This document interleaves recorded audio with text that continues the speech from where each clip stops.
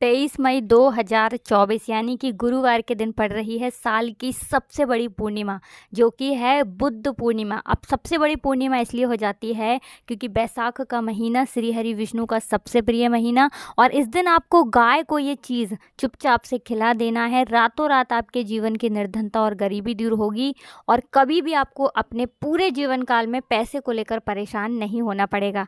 तो देखिए 23 मई 2024 गुरुवार के दिन जो पूर्णिमा पड़ रही है, इस दिन बहुत ही दुर्लभ और बहुत ही उत्तम योगों का निर्माण हो रहा है, जिस वजह से इस बार की जो बुद्ध पूर्णिमा है इसका महत्व बहुत ज़्यादा बढ़ गया है। तो इस बार बुद्ध पूर्णिमा पर शिव योग भी बन रहा है, साथ ही साथ 5 अद्भुत और संयोगों का निर्माण हो रहा है, जिसमें कि आप कोई भी उपाय करते हैं आपका वो उपाय तुरंत सफल होता है। और माँ लक्ष्मी की कृपा अगर आपको प्राप्त करनी है ना, तो फिर आपको दोबारा से इस साल में ऐसा मौका नहीं मिलेगा। तो माँ लक्ष्मी को प्रसन्न करके आप अपने जीवन से निर्धनता को हमेशा के लिए दूर कर सकते हैं।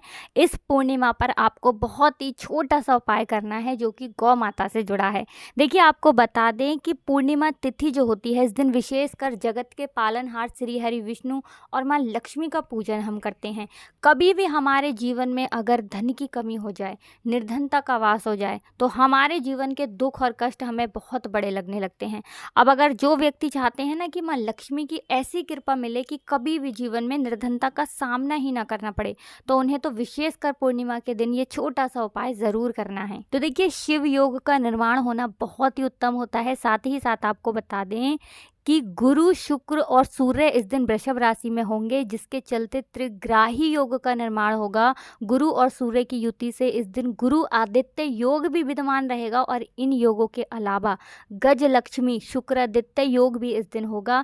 इन शुभ योगों में कोई भी कार्य आप करते हैं वो बहुत ही ज़्यादा आपके लिए लाभकारी होता है। ऐसा समझ लीजिए आप अपने जीवन के दुखों को ना हमेशा के लिए अपने जीवन से दूर कर सकते हैं। और गज लक्ष्मी जो योग है ना, ये तो बहुत ही ज़्यादा उत्तम होता है। कोई भी उपाय आप कर लेना, उसका फल ऐसा आपको मिलेगा ना कि आप अपने जीवन से बड़ी गरीबी और निर्धनता को दूर कर सकते हैं। चलिए बात कर लेते हैं सबसे पहले उपाय की, जो कि पूर्णिमा के दिन आपको विशेषकर करना है। तो देखिए पूर्णिमा का जो दिन होता है, पूर्णिमा के दिन माता लक्ष्मी पीपल के वृक्ष में निवास करती हैं, और पीपल से जुड़ा हुआ ये पहला उपाय अगर आप कर लेते हैं तो कभी भी आपके घर में ना धन की कमी नहीं होती है। माँ लक्ष्मी की कृपा आपके ऊपर हमेशा बरसती रहती है। तो आपको करना क्या है, आपको पूर्णिमा के दिन कोई भी मीठी चीज़ लेनी है। अब यहाँ पर आप बूरा ले सकते हैं, चीनी ले सकते हैं, और शक्कर और आटा मिलाकर भूनकर जो मिलाते हैं वो आप ले सकते हैं। कोई भी मीठा आप ले लीजिए, कुछ ना कुछ मीठा आपको पीपल की जड़ में इस दिन रखना है। पीपल की जड़ से थोड़ा सा दूर रख दें, जहाँ से चींटियाँ ऐसे खा सकें, है ना। तो जो व्यक्ति पूर्णिमा के दिन चींटियों को इस दिन कुछ ना कुछ मीठा अगर खिलाता है, तो उसके जीवन से हमेशा के लिए निर्धनता और गरीबी दूर हो जाती है, और हमेशा श्री हरि विष्णु उसके ऊपर अपनी कृपा बरसाते हैं। और श्री हरि विष्णु की कृपा का मतलब है हमेशा माँ लक्ष्मी की कृपा आपको मिलती ही मिलती है, जब भी आप श्री हरि विष्णु को प्रसन्न कर लेते हैं। तो बहुत ही छोटा और सरल सा उपाय है, आपको ये उपाय पूर्णिमा के दिन ज़रूर करना चाहिए। तो चलिए अब जल्दी से बात कर लेते हैं कौन सी चीज़ है जो आपको चुपचाप से गौ माता को खिलाना है, और इस छोटे से उपाय को पूर्णिमा के दिन करने से कैसे आपके घर में धन, रुपया, पैसा बढ़ता चला जाएगा, आपकी तिजोरी पैसों से भरती चली जाएगी। तो देखिए आप सभी जानते हैं कि जो हमारी गौ माता हैं ये कोई साधारण पशु नहीं है, क्योंकि इनके अंदर 33 कोटि देवी देवताओं का वास होता है। अच्छा, जब भी हम अपने घर की कोई वस्तु गौ माता को खिलाते हैं ना, हमारे घर की बनी हुई, तो उसका जो लाभ होता है वो हमें बहुत अधिक बढ़कर मिलता है ना। तो हमें करना क्या है, जो हमारे घर में रोटियां बनती हैं, मतलब आपके घर में जो रोटियां बनती हैं, सबसे पहली रोटी आपको गौ माता के लिए निकालनी है। अब आपको क्या करना है, इस रोटी के ऊपर आपको बहुत ही ज़रा सा देसी घी लगाना है, शुद्ध देसी घी। अगर है तो, नहीं है तो कोई बात नहीं।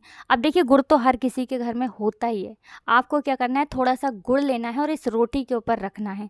अब जिनके पास गुड़ भी नहीं है वो क्या करेंगे, तो देखिए शक्कर, चीनी तो हर किसी के पास होती ही है। तो देखिए गुड़ अगर आपके पास है तो आप गुड़ ही रखें, लेकिन अगर आपके पास गुड़ है ही नहीं और आप उस दिन ला ही नहीं सकते हैं, है ना, जिनके घर के आसपास शॉप वगैरह नहीं होती हैं, वो लोग थोड़ी सी चीनी रख रख रहे हैं, या कोई और मीठा भी रख सकते हैं, कोई अगर मिठाई है तो वो रख सकते हैं।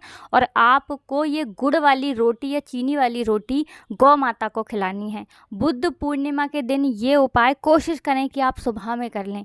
अगर सुबह में नहीं कर पा रहे हैं तो आप पूरे दिन में किसी भी टाइम कर लें। बस एक चीज़ का ध्यान रखना है कि जब आप गौ माता को रोटी खिलाएंगे तब आपको अपनी विश और अपनी मनोकामना गौ माता से कहना भी है, और सबसे पहले 33 कोटि देवी देवताओं को प्रणाम करना है हाथ जोड़कर, और फिर उनको ये रोटी खिलानी है। कुछ भी मांग लेना इस दिन, गौ माता आपकी सारी विश, सारी मनोकामनाओं को पूरा कर देंगी। और अगर सफ़ेद गाय मिल जाती है तो बहुत उत्तम है, वरना किसी भी गाय को आप खिलाएं, ये गुड़ वाली रोटी आपको पूर्णिमा के दिन गौ माता को ज़रूर खिलानी चाहिए। तो देखिए, ये दूसरा उपाय है जो आपको पूर्णिमा के दिन ज़रूर करना चाहिए, क्योंकि जब भी आप गौ माता से जुड़ा हुआ कोई भी उपाय पूर्णिमा पर करते हैं, उसका लाभ आपको कुछ ऐसा देखने को मिलता है कि रातों रात आप अपने जीवन में एक चमत्कार देखते हैं। आप देखते हैं कि जहाँ से आपको बिल्कुल उम्मीद भी नहीं थी ना, वहाँ से भी आपको लाभ होता है, पैसा मिलता है, आपका कारोबार चलता है। और जो आपके काम में अड़चनें आ रही थी ना, वो अड़चनें रातों रात आपके काम से, आपके जीवन से, आपके बिजनेस से दूर हो जाती हैं।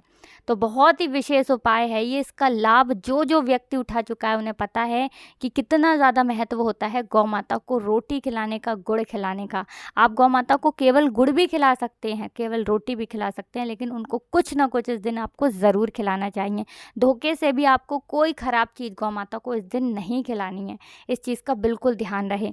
चलिए जल्दी से बात कर लेते हैं अपने तीसरे उपाय की, जो कि पूर्णिमा के दिन आपको करना है। अब देखिए, आप सभी जानते हैं पूर्णिमा का जो दिन होता है ये धन की देवी माता लक्ष्मी और श्रीहरि विष्णु को समर्पित होता है।